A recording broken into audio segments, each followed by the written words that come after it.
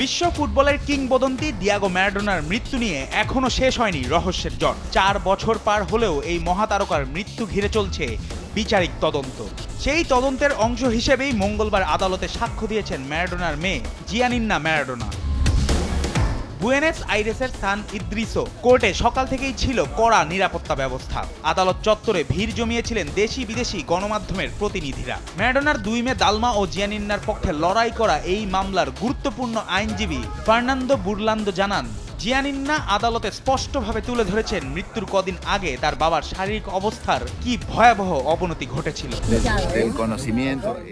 18 তারিখেই জিয়ানিন্না লক্ষ্য করেন ম্যারাডোনার শরীরে অস্বাভাবিক ফোলাভাব দেখা যায়। ভেরোনিকা ওহেদাও একই দিনে মারাত্মক ব্যথা ও শরীরে ফুলে ওঠার কথা বলেছিলেন। এছাড়াও আদালতের সামনে এসেছে আরও একটি চাঞ্চল্যকর তথ্য। বুরলান্দো জানান, ম্যারাডোনার মৃত্যুর আগে একটি গুরুত্বপূর্ণ বৈঠকের রেকর্ডিং আদালতে উপস্থাপন করা হতে পারে, যা গোপনে ধারণ করা হয়েছিল। জিয়ানিন্নাকে সেই রেকর্ডিংয়ে থাকা কণ্ঠগুলো শনাক্ত করা হতে পারে বলে জানা যায়। 2020 সালের নভেম্বরে মাত্র 60 বছর বয়সে হার্ট ফেল করে নিজ বাড়িতেই মৃত্যু হয় ডিয়েগো ম্যারাডোনার। মস্তিষ্কের রক্ত জমাট বাঁধার অপারেশনের কয়েকদিন পরেই তার এই রহস্যজনক মৃত্যু ঘটে।